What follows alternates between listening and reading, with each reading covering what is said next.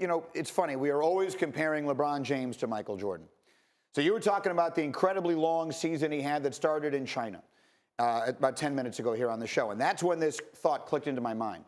Do you know what Michael Jordan did when he was almost exactly the same age Kevin Durant is right now and had just come off winning multiple championships in a row? He retired. He retired. He retired because he was burned out. They had just won 3 titles in a row.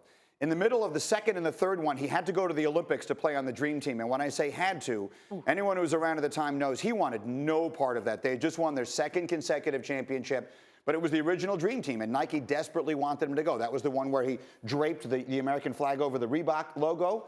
And so he was just spent and emotionally finished. Now, part of that also, tragically, and the circumstances are different, is that his father was murdered during that summer, and which I will always believe played a role in him walking away. But the point I'm trying to make here is that the burnout factor that Steve Kerr was talking about that we played there in the interview with Zach Lowe is very real. These guys invest so much into this emotionally, psychologically, physically, that when the season comes to an end after that long grind, they are just done. So if they're talking about retiring, that's not the first time. And also for KD, I thought you was going to, well, a couple of things. You said it. I'm still upset that Isaiah Thomas wasn't a part of the original Dream Team. Okay. As somebody that's Fair a enough. Detroit Pistons fan, they won back-to-back championships. He's one of the top 50 players of all time. That was political. So, of course, he's not going to get along with his rivals in Boston or L.A. or Chicago. That's one.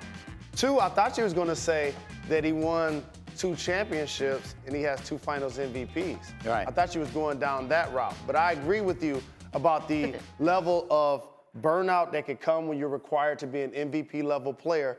But this is unique for KD because unlike Jordan, he doesn't have to always lead from the front. He has another MVP in Steph Curry. He has a terrific team. He has a terrific championship level of organization that already was successful before he got there. The Bulls weren't successful when MJ got there. He had to lift the fortunes of that franchise. So I don't think he's going to have that level of stress that MJ had to carry. I agree. I'm not telling you he's going to retire tomorrow. All I'm saying is for him to be saying, and in particular it was in response to what Steve Kerr was saying, which is, you know, these guys are done. I mean, if you think about it, they need a little time away because it is just a very long grind. They won the championship last year. They play into June.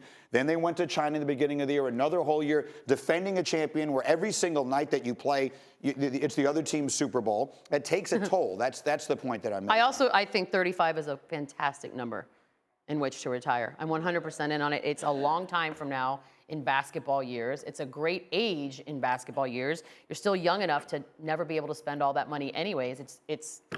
I think I'm telling you, we wince at the word retirement, but I don't think this is a big story at all. It's different in sports because usually you actually retire a couple of years before you physically retire because you get a few years salary and you still get a chance to hang around the league. But not in football. Not in football, Right. correct. And so Kevin Durant's the level of performer that he's not going to have those what I call lost tape years.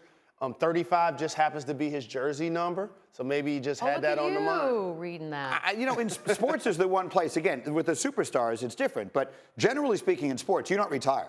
The sport tells you when you're done, right? You're finished because nobody wants you anymore because your skills begin to erode and all the rest of that. It's extraordinarily very sad. competitive. A guy like Tom Brady, for example, we talk about financial security. Sure. I mean, he's financially set for 100 lifetimes. He's 40 years old, and here it is, it's June, and he's out there sweating with a bunch of 22-year-old kids at training camp because he likes it. I mean, it's as simple as that. He wants to keep playing, and most players, in my experience being around athletes, most of them want to play as long as they can. Is that not right? Yeah, absolutely. You want to play as long as you can. So much so, I still have not filled out my retirement paperwork. Oh, Lord. You know I what? hit the corner I 3 back this. I'm in favor of this. Let's launch a campaign to get Jalen a tryout with somebody. The Knicks, go play for Fizz. Oh, my God. You'd lead the Knicks in scoring. Do it for the show, Jalen. You would be the best, second best player on that team. And when Porzingis comes back. Shoot that 3, Porzingis. Which is going to be at least I'll let another your boy. year. You could be the star for the next year.